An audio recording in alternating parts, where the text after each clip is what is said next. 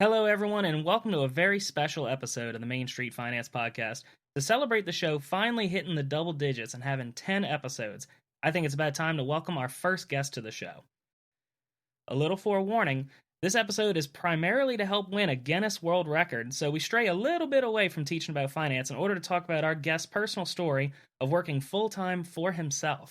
While we will be talking about his financial preparations for this, it does come a little bit towards the middle of the episode. So, without further ado, Scotty Moore is a podcaster who hosts and produces his own network of shows and is currently on a quest to break a world record. And today, we are going to help him get there. So, Scotty, welcome to the show. Thank you. I'm a famous Wall Street banker, and that's why I'm here. I have so much experience in the world of finance and marketing. I'm a very smart marketing mind, and that's why I'm here, and that's for the only reason. Well, it's good to hear that we got a financial expert here on the show. I just have one question, though, just from that response. Can you name 5 investment banks for me? Oh, man, there's Clark, there's, oh, man, Barry Blue Jeans is my favorite. I'm naming Adventure Zone characters at this point is where I'm at. So I think we've established that you're not here on the show to talk about investment banking. So I had mentioned something about a world record. So what kind of record are we looking at here? Oh, I'm trying to be on as many podcasts imaginable, like as many recorded episodes of podcast media by the end of the year. I'm at like 119, 120? I'm somewhere around that right now, and I'm aiming for 500 by the end of the year. So is that for a calendar year or like middle of the year to middle of the year? I should have started mid-year because I didn't start it like as an ambition until mid-year. But when I submitted it to Guinness, I was like, I'm starting at January 1st, 2020. So this is technically me only working at like 50% power because I've missed the whole year of prep. So honestly, I gotta say, you probably picked the best time to start. What with the global pandemic going on. Oh yeah, that whole thing happened. That was honestly the reason why I wanted to, because last year we ended up having like 4 live shows, and that was really exciting. So this year, I always want to make sure this year is better than the last. So I was like, okay, we got to aim for 5, 6, up that, and then COVID happened, and we were like, oh, we can't do a live anything. And so I was like, okay, what could I do instead? I said, well, why don't this break just set a world record? Let's just do that. Yeah, I mean, you might as well. I mean, we're all stuck inside anyway. Break a world record? Why not? Yeah, no big deal. So is there a current record on the books for that, or is this just new? There is not. I'm going to be the first one to set it. I initially wanted to do it's dumb, but I do a professional wrestling audio drama. So imagine everything you would get from a pro wrestling show, but it's all audio based. So there's still matches, there's still guys cutting promos backstage, but there's just audio. And so I was like, I wonder if I could get like longest running pro wrestling audio drama, because I know there's no other one in existence. And so I said, okay, let me aim at that. Let me see if that would be a thing. And then I went to Guinness's website, and they go, if you're submitting a new record, here are some rules. If it's too specific or it's not competitive, you're not gonna get it. Like, we're not gonna give you that world record if you're the only person doing it. And so from then I pivoted, because I already do like 7 podcasts, 5 or 6 of them are weekly. So I knew I already had a lot of shows under my belt at the end of the year, probably around 300. And so I said, okay, let's just do a bunch of podcast appearances and see if we could shoot it up to be most podcast appearances in a single year. So is that counting or not counting your own shows, like guest on another podcast? No, it's just podcast appearances. So my shows count, guest show appearances count, voice acting counts. So I do voice acting for the show Relativity. I've done it for side questing for my own shows. So everything's on it. The only thing is I can't, if it's a repeat, it doesn't count. So I've got like a few feeds where I've put copies of things I've posted elsewhere, or I know I did a show a few weeks ago that they ended up putting on 3 RSS feeds, but only one of those counts. So it has to be unique appearances. Gotcha. So have they told you how they're going to verify it? I mean, is someone going to have to sit down in a dark room somewhere and just listen to 500 episodes of various podcasts just to go, yep, that's him, and then just put a tally mark?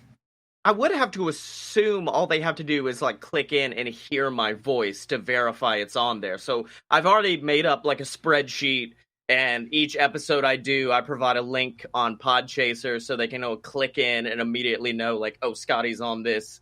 At what point is he on this? And just verify that I'm on all of these shows. Makes sense to me, but since there isn't already one of these records, have you already won, or did they give you a certain number that you have to beat, or how does that work? No, they didn't.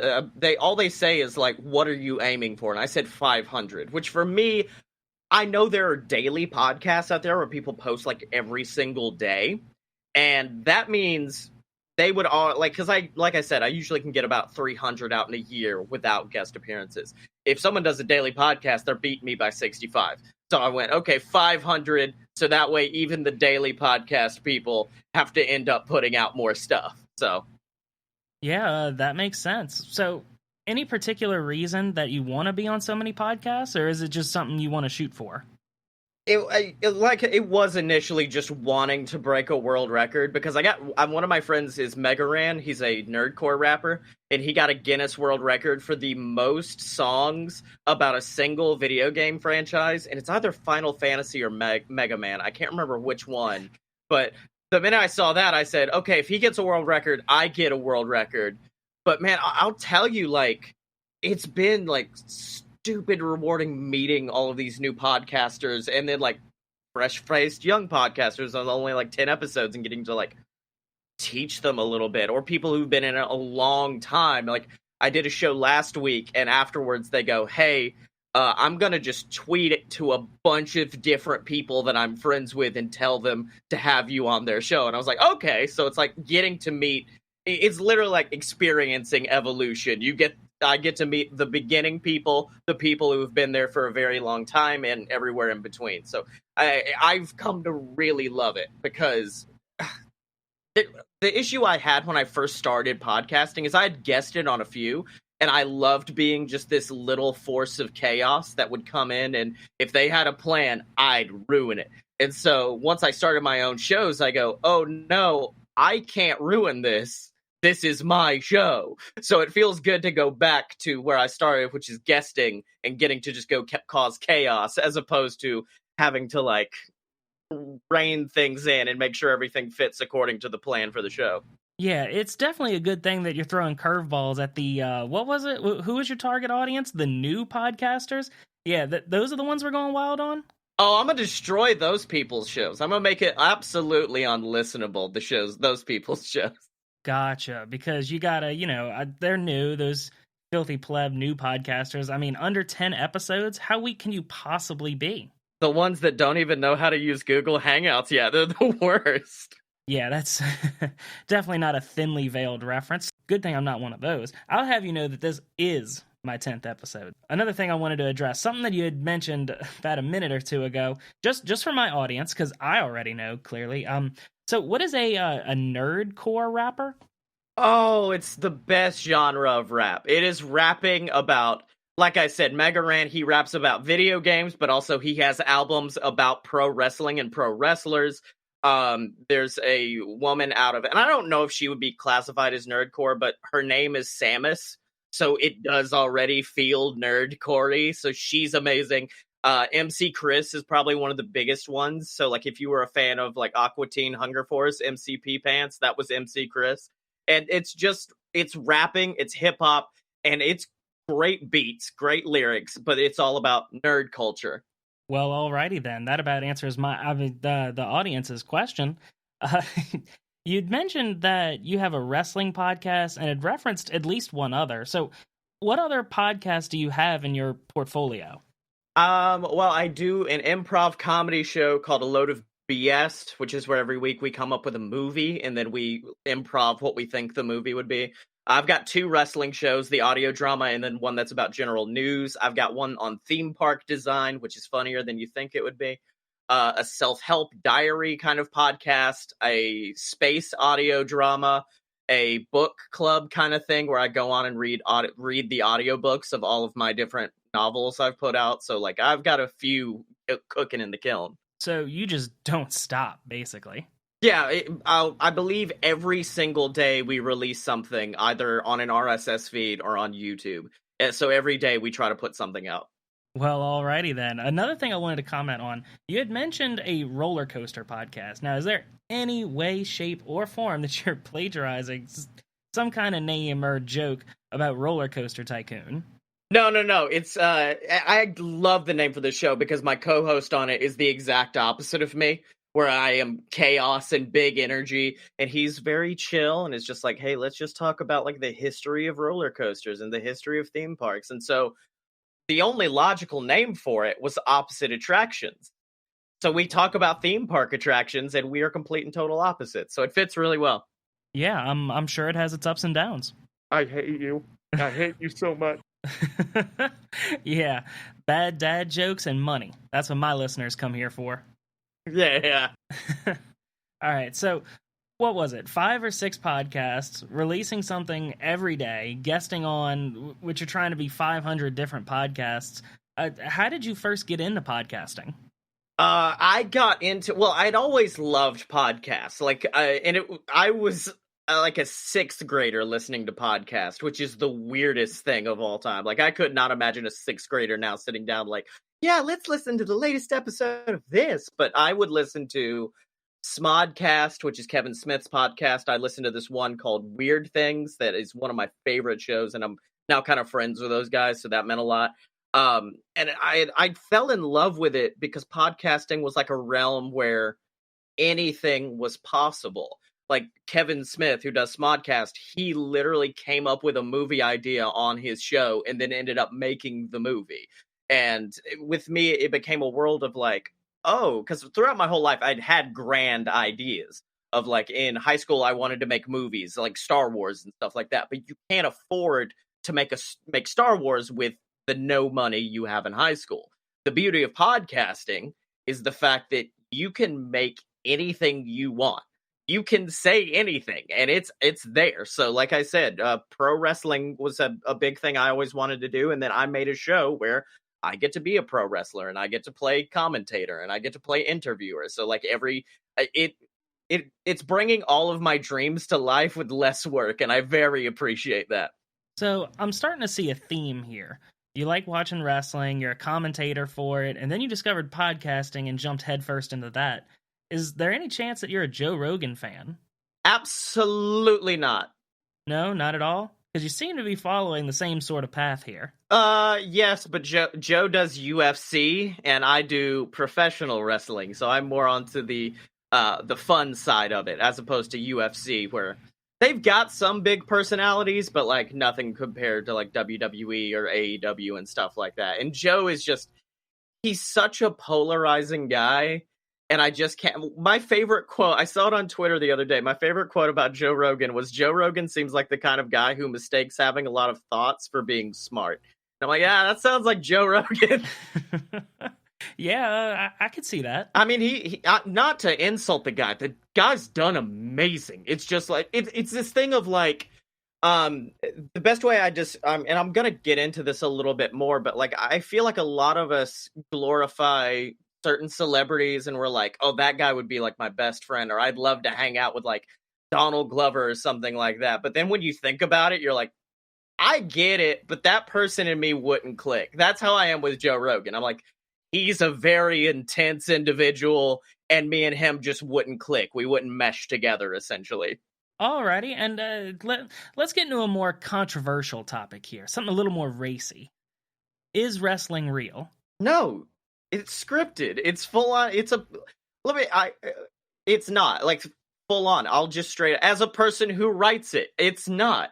That's why I'm able to do an audio drama of it, and it still has all of the same beats of the same professional wrestling. But I will say, the thing, a lot of people try to discount wrestling because of that. They say like, oh, well, it ain't real, so why do you watch it? I'm like, Game of Thrones ain't real. Lost ain't real. Barry on HBO, nothing. So the most successful shows of all time are not real, and I don't think pro wrestling should get a mark against it for being scripted. You know, and I'm glad you're saying that, because that is exactly the 15-20 second audio clip I need to send to a friend of mine up in Chicago. Yeah. And it was one of my fraternity brothers. I mean, we'd argue about it for hours. At the time, I was doing jujitsu, and he loved watching wrestling and would sit in front of the parlor and just watch it on the big screen. And I'm watching it with the experience of being thrown around like a rag doll, and it's like, I can see what they're doing to diffuse the force of the blows. So he's looking at me going, wow, did you see him just take that hit? And I'm like, yeah, but did you see that little move he did right there, right before the hit? Well, that diffused at least half the force. He didn't really take that hit. Yeah. Well, I mean, like, there are moves they take. One of my favorite quotes from a commentator is, there's no good way to fall off a ladder.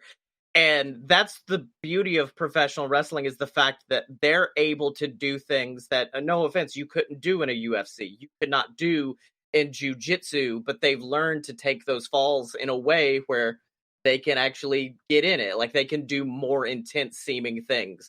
Yeah, those muscles just gotta absorb a lot more force than I think they can. Oh, yeah. So, how did you first get into podcasting? What was your first podcast? Was it wrestling? No, but we ended up talking about wrestling on it so much we made the wrestling show. No, the first one was A Load of BS, and that one was made in 2016, and that was started purely because I missed my friend. I had moved to Orlando to ironically train to be a wrestler. And so I was like, okay, I want to find a way to keep talking to you. Let's do a show. Because when we would talk in college, we'd go off BSing about something, and the audience, or by audience, I mean the people around us who were forced to listen, would be like, we have no idea what you're talking about, but it's very entertaining.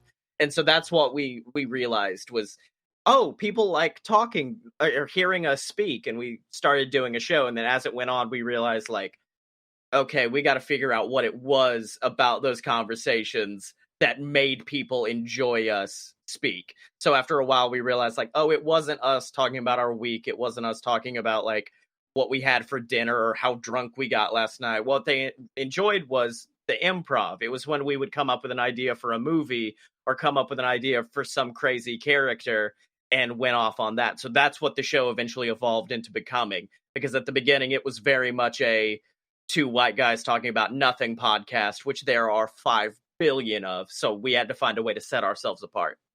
Makes sense to me. So how did one podcast turn into two? At what point did you just go, just one ain't good enough for me? Well, it was a matter of, that was the only time me and him really talked. And so we would want to talk about everything. We'd want to talk about wrestling. We'd want to talk about this and that.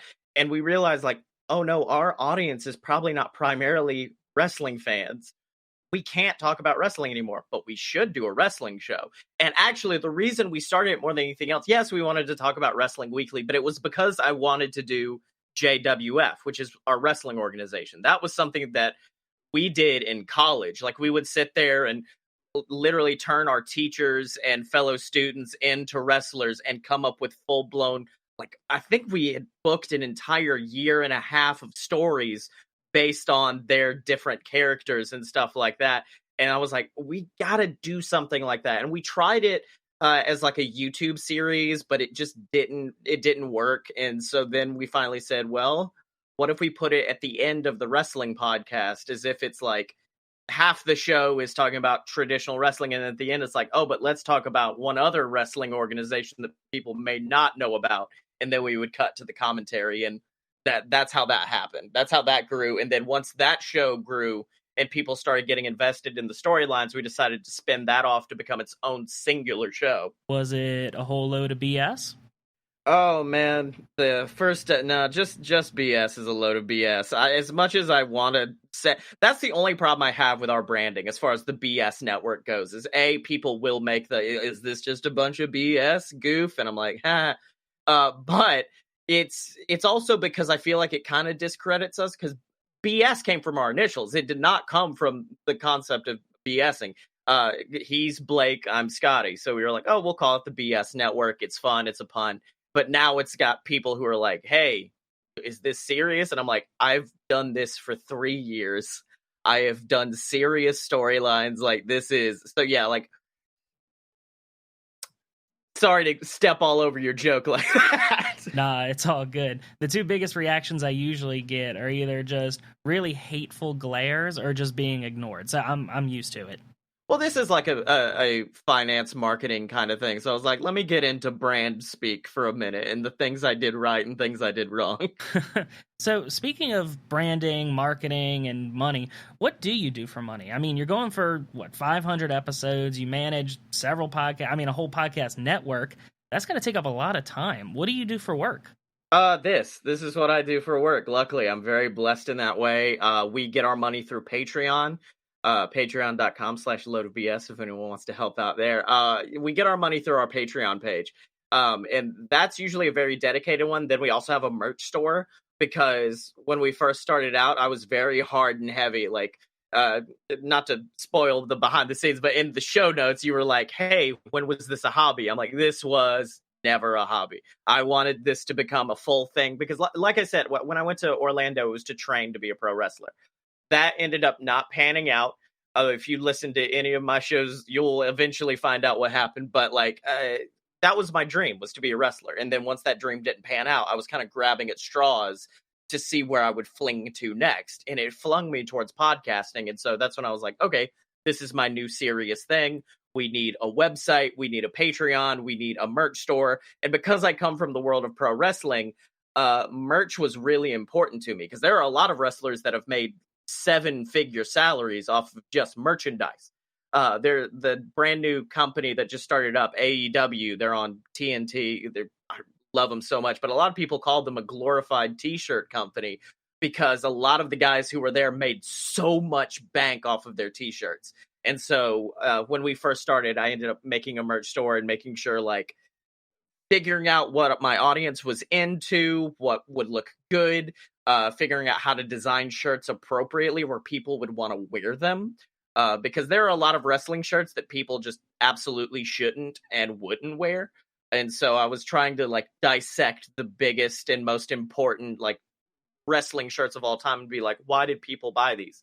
And it came down to cult mentality for the most part, usually the most popular ones for groups like the NWO or the Bullet Club or Stone Cold Steve Austin, these people who had a real cult following. That was one important thing. And then the other one, and this is weird that I actually think about this when it comes to making merchandise, but I really took into account how the design on the shirt shapes your body.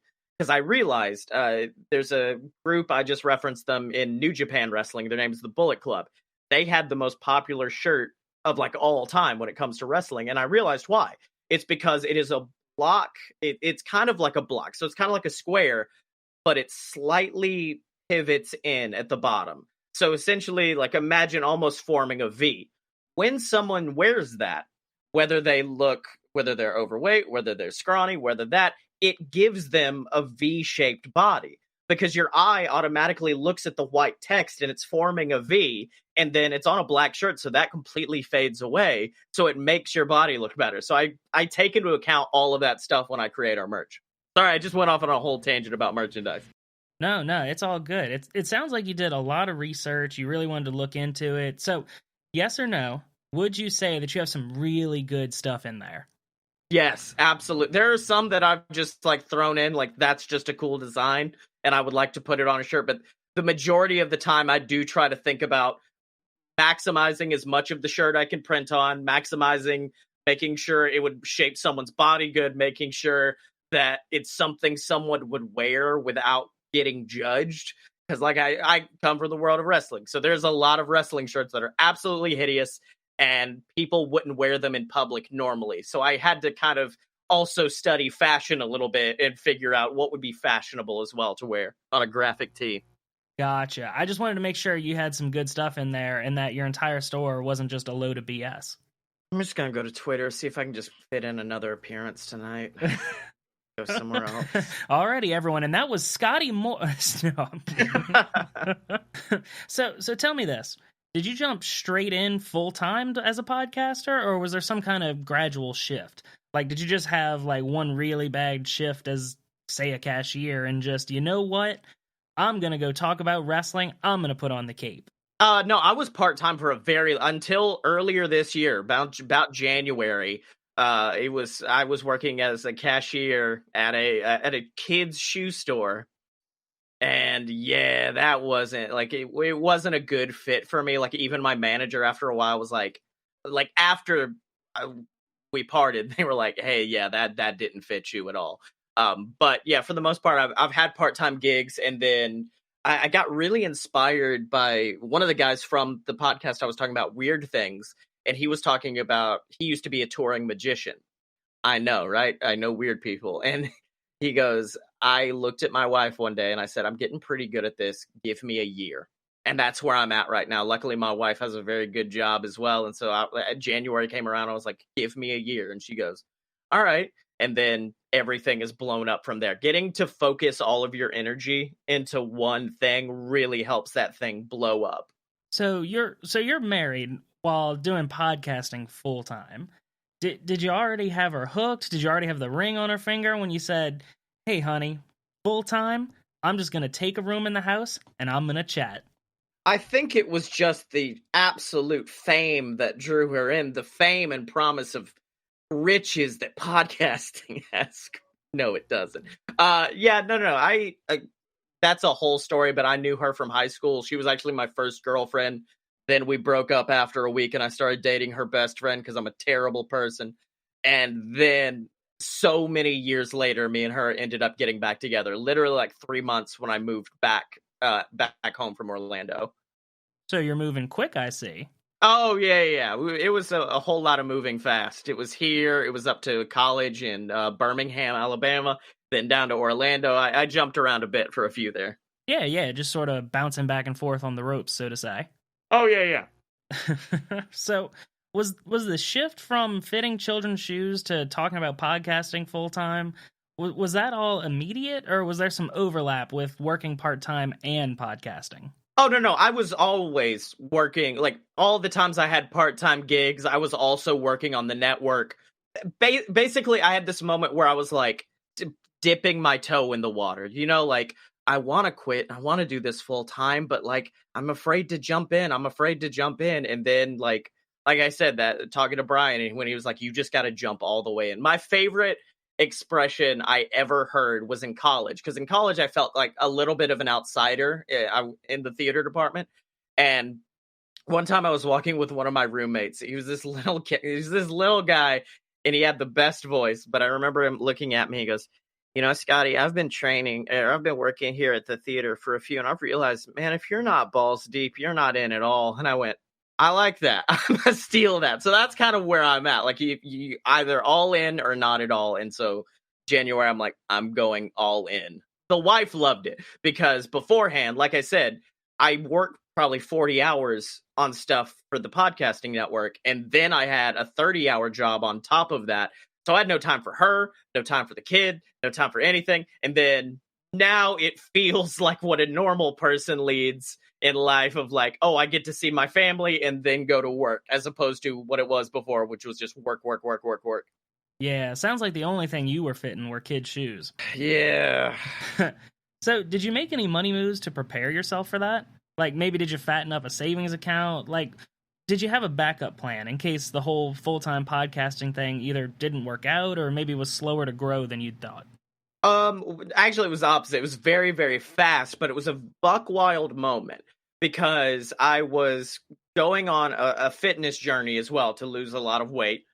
Still haven't done that, but whatever. And so I was like, okay, I'm going to give myself 6 months to do this. And then about the same time, I looked at how much we were getting in from tax returns, and it was enough to last me 6 months. And I said, oh, wow, that is quite appropriate. So at first I was like, I'm only going to try to do it in 6 months. And then luckily a very good stimulus package came our way. And I said, okay, this is a full year. So I got a full year out of it. So a big part of podcasting, I would imagine, is the art of building a brand. Because with podcasting, it's unique from most other jobs because what you're ultimately selling is you, your personality, your thoughts, your ideas, and even those of your guests. So, how would you describe the process of building your own brand? It was very difficult, and I'm still in the process. Like, I just had to change our logo because our old logo was very intense. Like, it looked like an old Nordic rune. And I love Norse mythology, so I loved it. Then one time I did a guest spot on a show, and my logo used to be on the wall behind me, and they go, "Do you know that you have the Nazi SS logo in the middle of yours?" And I said, "What?" And I turned around and I realized that, yeah, there are the two lightning bolts of the SS. So I immediately had to fix that. So that was a big branding problem we had for a while. But now it's a lot. I love our new logo. It's kind of modeled after a heart, but I've written BS into it. It's very nice. But yeah, in the beginning, it was really rough figuring out what we wanted to say and what we wanted to promote. And because like there were times where we were like, we're just going to be those two guys who get drunk and are crazy. And number one, that's not good because when getting drunk is your brand, that means you have to drink a lot, and that's not good for your health. So that was one issue. Thinking like, oh, we're just going to be the crazy guys. That doesn't work because I like I said, I do improv comedy, and improv, it's an important rule is start at 0 and go to 100. So that way the craziness stands out. If we're all crazy all the time, it doesn't work. So we kind of ended up figuring out, well, BS is kind of like this ultimate birthplace of great ideas. We used to describe our show as imagine two guys at the end of the night at the bar looking at each other like, "Hey man, I got an idea for a movie." And BS is what a lot of people think is kind of throwaway stuff, but for me, it's the beginning of some beautiful art.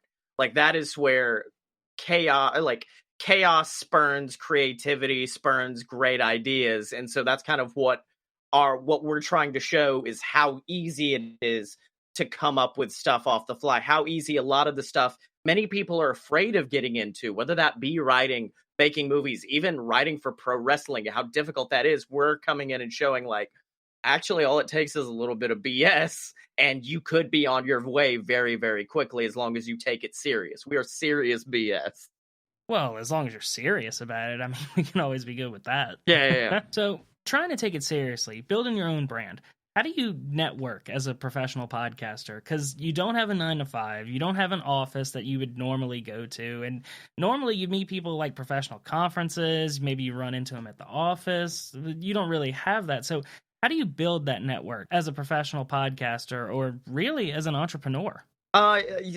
Social media is my number one way because I guess it also depends on the type of show. So for, I guess, like a marketing show or a finance show, something like LinkedIn might be a better place. But for me, in the shows we create, like Twitter is very good.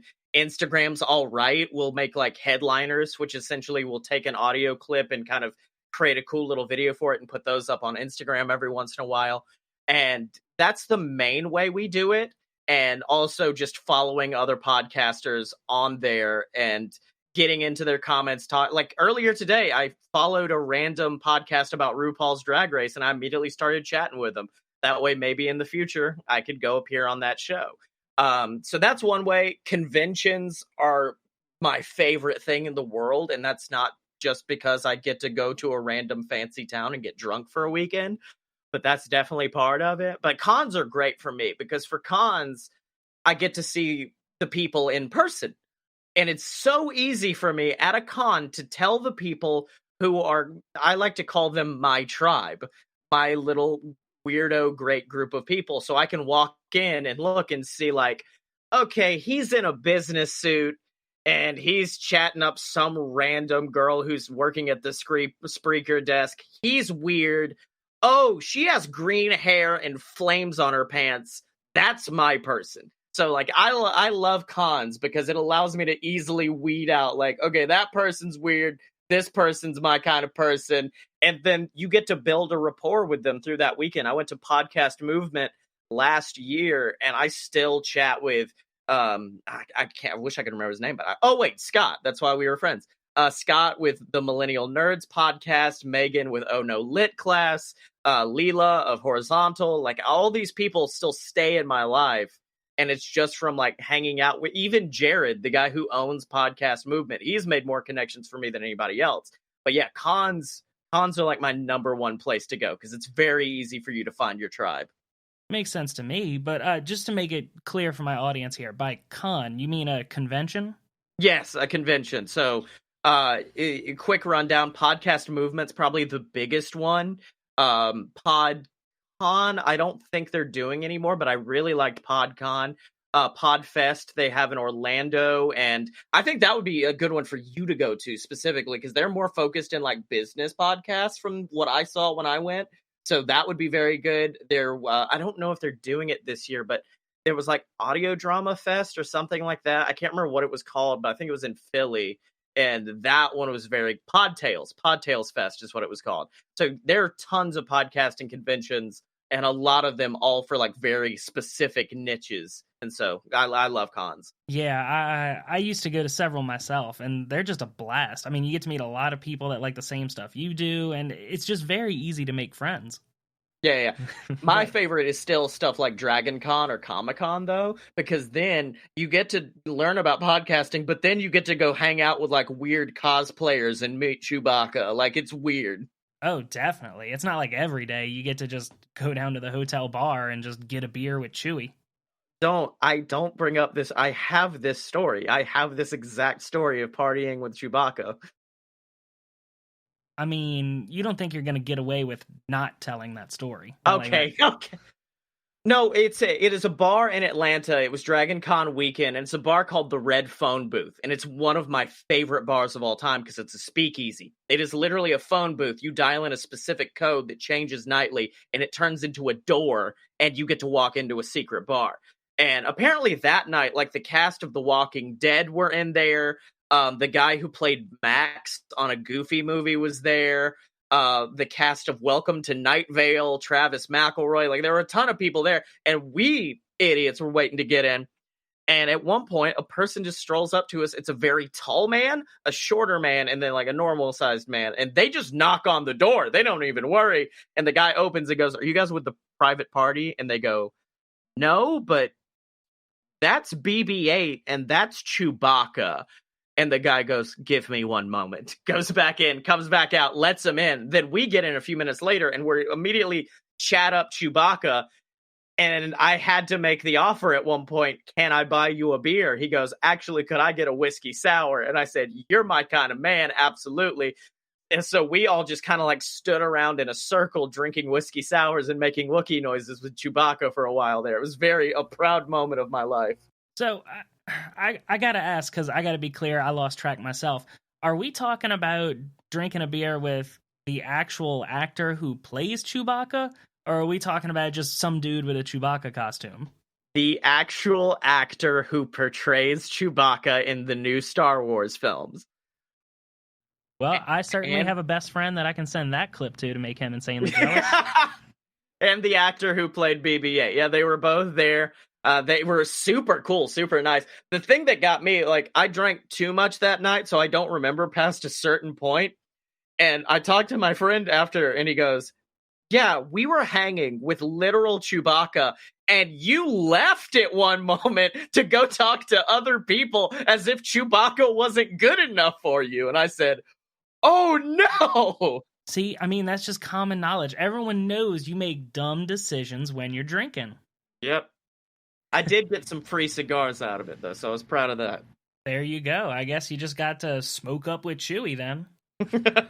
All right, so getting us a little bit back on track here. Being a professional podcaster that you don't really work for anybody, would you consider yourself to be an entrepreneur? I mean, I guess. It's one of those words that I think is gross. Like, going to a bunch of cons, like, those kind of words sting me a little bit. Because there will be, like, one of the cons I went to that I will not name, somebody came out and was like, "If you think you're making money from podcasting, you can get out of here." And I'm like, I know multiple people who have full-time jobs from podcasting. What's wrong with you?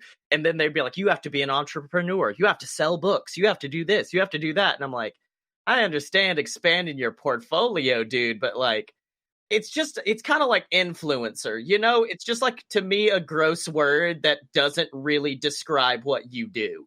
Entrepreneur just seems like, yeah, that's a thing, I guess, that makes me seem fancy. Yeah, that's something that just really frustrates. Like the term really doesn't mean much. So I'm a full-time credit analyst, so I deal with small business owners like all the time. And the ones that try to hold it over your head like, "Oh, well, I'm a CEO of XYZ business," or "Oh, I'm the president of da da da da da."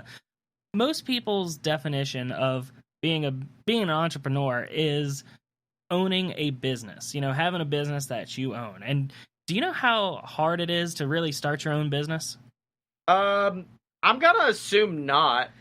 All you got to do is you go to the website for the Secretary of State for your state, fill out a couple forms, like which most of which is just what's your name and your phone number, what's the name of the business that you want.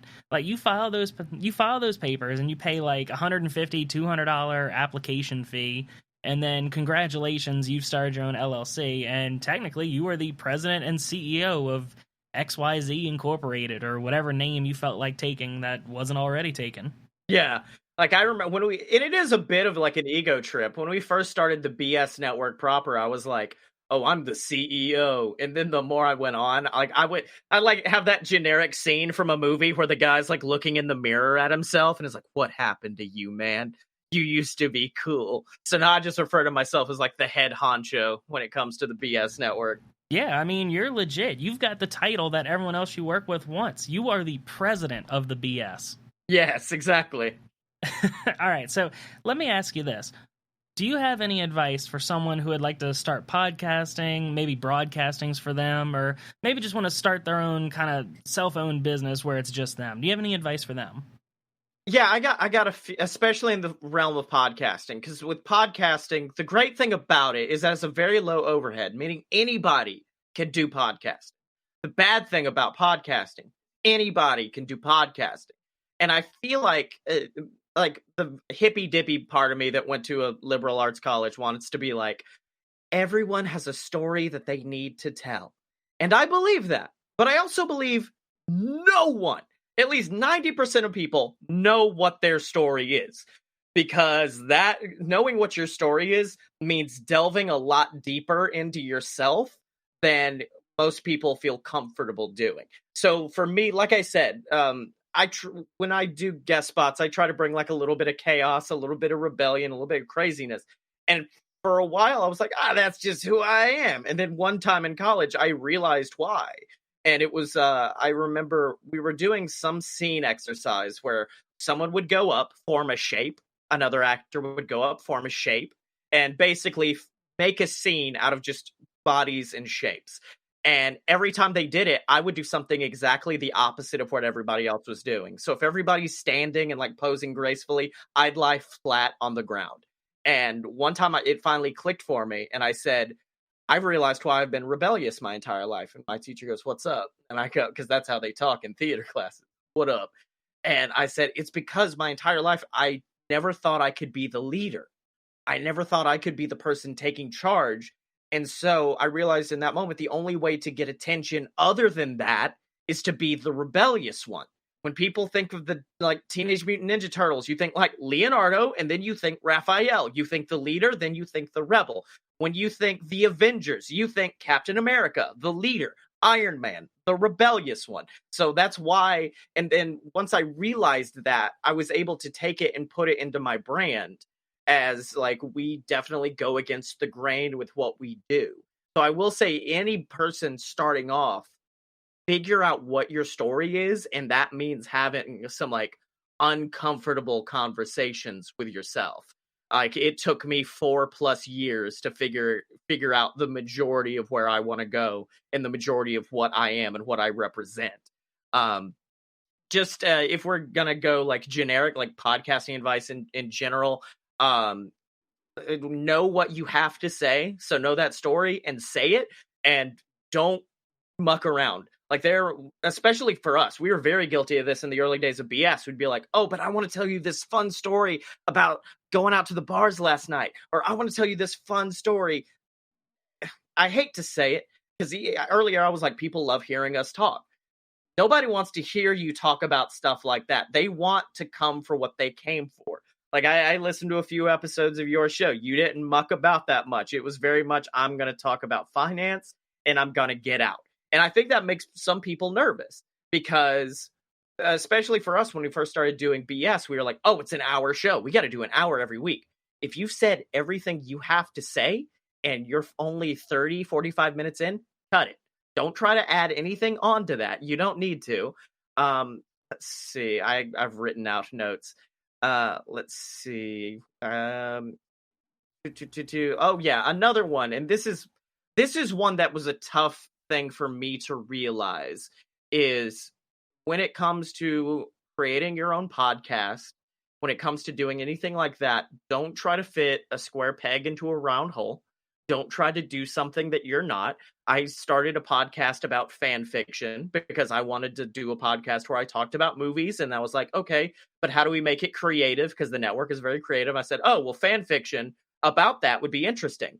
But that wasn't my show.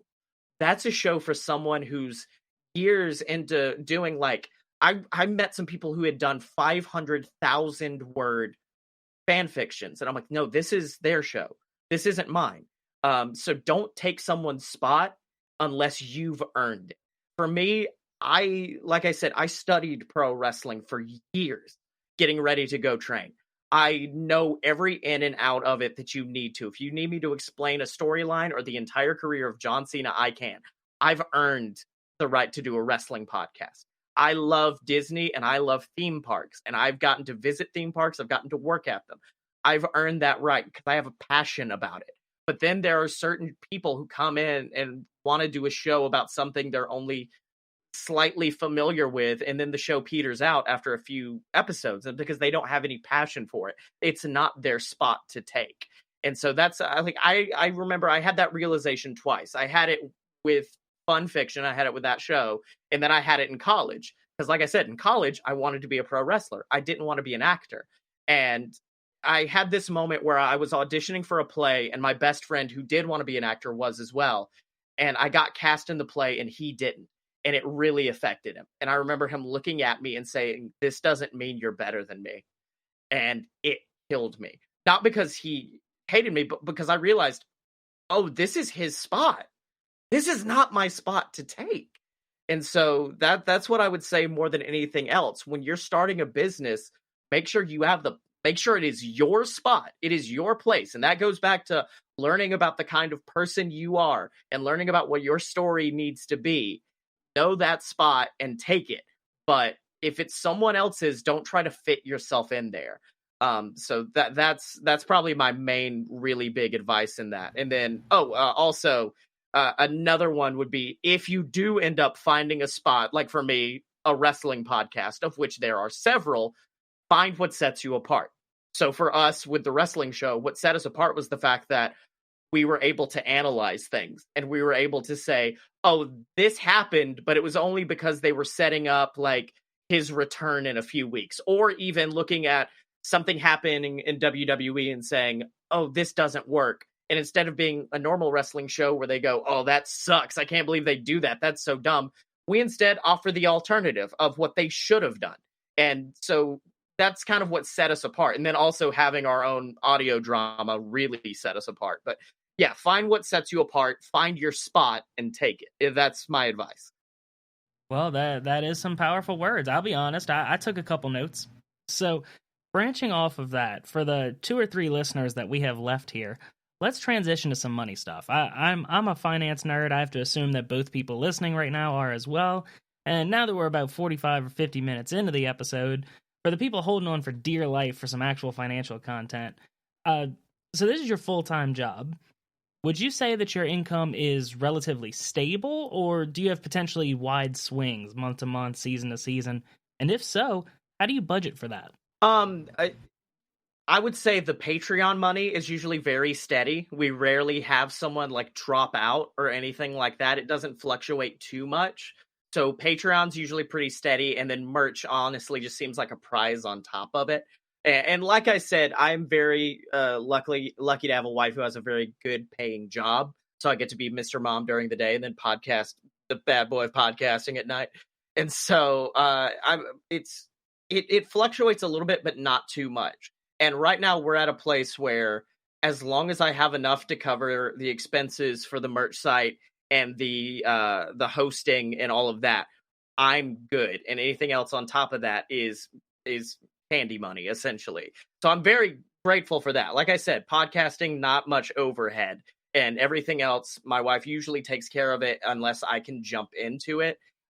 Because this is also another thing that comes from training to be a pro wrestler is you learn to be very frugal. Like there are a lot of pro wrestlers that'll tell stories of like, oh, we couldn't afford a hotel, so I couldn't brush my teeth, so I had to use a bottle of water outside of my car. Or guys who have stole toilet, like if you go into their bathroom, they didn't buy toilet paper, they've stolen it from all the hotels they go to. So I'm the same way. I am very, very frugal when it comes to stuff. Like my wife will order stuff from Amazon all the time, and I'm just staring like, have you thought about everything? Have you thought about all the implications of buying this? Like I will stand in line at Walmart with something in my hand, look at it a few times and go, not worth it, and then walk out. So I'm very frugal when it comes to stuff like that.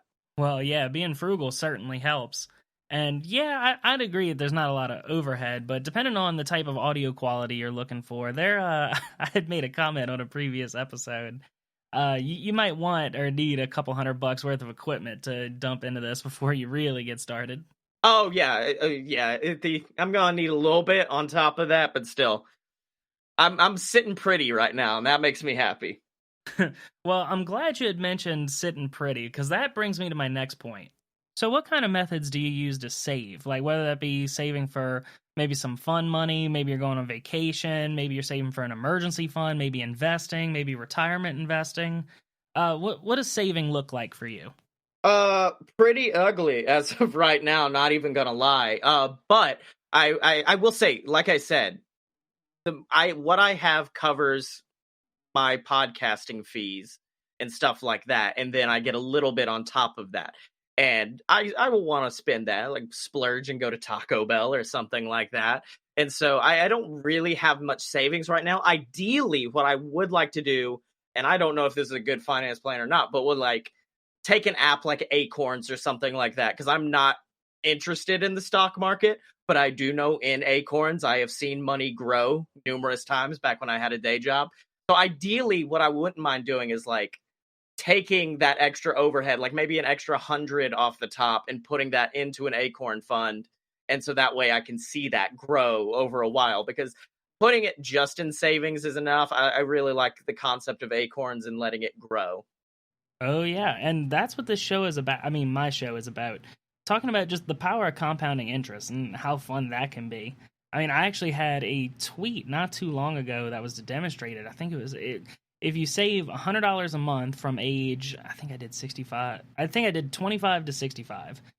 You end up with something like $150,000. Yeah. So, I mean, it adds up. I mean, just whatever you can, it adds up. Now, personally, I don't like Acorns, because if you're doing, $50 or $100 a month, that'll add up to something. But with Acorns, it's like 10 cents here, 40 cents here, 50 cents there. Like, that's not...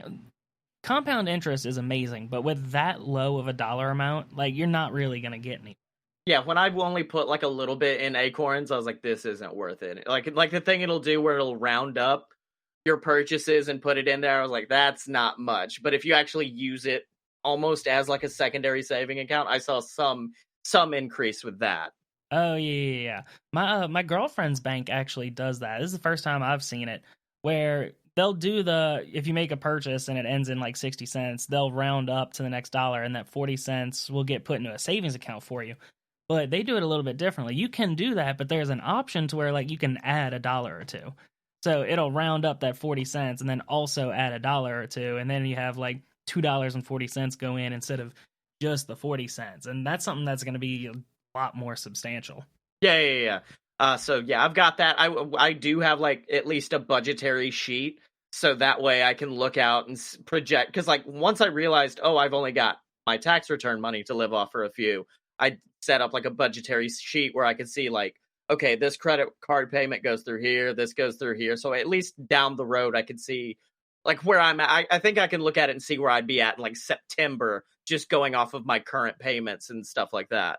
And it helps a lot because for someone like me who occasionally has to travel to go to like podcast movement or something like that, it's important to be able to put in those and see where it looks like on a timeline and make sure I don't get too screwed up anywhere. That makes sense to me. I mean, you just got to find what works for you. I mean, I don't think I've said it yet, so I'm going to go ahead and do it. Personal finance is personal. So you just got to find what works for you. Yeah, exactly. Do you think that being a professional podcaster, being an entrepreneur, someone who works for themselves, do you think that's really put a damper on? Like, do you think that's hurt you in regards to saving and investing? Yeah, and it's strictly because of the limited income versus what I used to be used to. Because, like I said, I used to have a very decent paying job. And so for that, I was like, oh, I've got so much I can save and now so much I can invest. And now that I've gone into where I just have pocket change compared to that job, it's a lot harder to actually save and invest. And especially currently, it's like with the pandemic and having to stay inside, it's become more difficult even to budget. Because back when I got a weekly paycheck, I would just go in, make sure my numbers were all right, and I would have a designated time. When I got that paycheck, I knew it was time to adjust the budget. Now I don't have that, so now I'm just staring like, oh, wait, it's Sunday, 5 weeks after I last adjusted the budget. Let's go in there and make sure it looks right. Hey, I made money this month, right? Yeah, exactly. Oh, Lordy. So, do you have any particular like money saving, investing kind of philosophies that you follow? Maybe any like good quotes that you like? Yes, and it's quite possibly the worst financial advice of all time. That's why I'm happy to bring it to this show. But it's one of my favorite quotes of all time, and it's from a wrestler. Big surprise. But it's "Spend it now, make more later." I love that quote so much because, it was important for me, especially as somebody who was very hesitant to buy anything. It allowed me to be like, oh yeah, I am gonna be making more cash eventually. So we can, like, if we wanted to take a trip to Disney, not now, but like back before this whole thing happened, we had a Disney trip planned and stuff like that. So it's a very badass way of looking at it. And I appreciate that a lot. And it also makes me think, when I think about it, it makes me think about like big purchases because I'm very frugal most of the time. But when it comes to a big purchase, I will try to find, like, if I'm going somewhere, a discounted flight or something like that. But it stops me from holding back on the things that I want. At the end of the day, you can't take it with you. And to me, it's very important to be able to look at it and say, I want this. I need to go to Podcast Movement. I need to go to Podfest. I need this. I need that. And it allows me to do it without feeling any guilt. I've got a lot of friends who feel guilty about spending money about anything, even stuff they very, very much want. And so that was when I was like, I'm going to make it back. It's almost like getting a bad haircut. It'll grow back. It's okay. Yeah, I mean, that's actually an economical mindset. So that in general, in economics, there's two mindsets. You have a scarcity mindset, and then you have an abundance mindset. A scarcity mindset is like, oh my God, there's only so much money out there in the world. I got to go fight and claw and I got to go out and I got to get mine. And then the abundance mindset is there's plenty of money. That money is always moving, constantly shifting hands. If need be, I can run out there, work 80, 90 hours a week, and I can get it all back. Yeah, exactly. And like I said, with me, pro wrestling mindset, do the stuff. And this is more coming from a world of, like, I guess the word would be star building, but live poor so you can look rich is another thing I like to live by. Because people will be like, when I had my day job and I'd be traveling to Seattle and Orlando and LA and all these places, they would think, oh wow, you must have a lot of money. And it's like, no, I just don't spend money, so then I can just blow it all on a trip to LA and then I build back up from there. Boom, and that's certainly one way to do it. Two of my favorite money quotes, which one of them is a joke, but I love it anyway. The first one's from a rapper. I always forget who said it. I look it up all the time, and I can never remember. But he said something like, if you can't buy it twice, you can't afford it. Or if you can't buy two of them, you can't afford it. That's good. That's very good. And the other one, I know this one by heart, because I just love it. Wesley Snipes, spend your money. Yeah. Of course, the for those of you in the audience who don't know, Wesley Snipes served 3 years in prison for tax evasion. Apparently, his whole his catchphrase throughout the 90s was "spend your money. If you don't have it, the IRS can't tax it." So good. Yeah, and then he went to jail. No, but my favorite one, DMX, X gonna give it to you. Well, apparently, throughout the early 2000s, DMX was accused of not paying taxes, and the prosecuting attorney for the IRS was in court, looking at the jury or something. He's in court and he's going, "Yeah, and during the time frame that the man known as DMX was not paying taxes or accused of not paying taxes, he made such singles as X Gonna Give It To You, the proceeds of which he did not give to us." And I just think that's the best quote. That's me as a lawyer. That is me in a courtroom. Oh my God, that's so bad. That's the worst. It is in the court records. That's great. All right, we got to get moving. I can make money jokes all day. So, do you have any other particular money advice? If there's someone in the audience right now, of the one or two of them, if one of them is thinking of maybe starting their own podcast, starting their own business, whatever, going out on their own, leaving that steady W-2 income, do you have any sort of money advice, maybe preparations, anything for them? Give yourself a year to live your dream. And if you can make money off it in that year, good. And then the next year, keep going. And as long as your next year is better than the last, you're succeeding.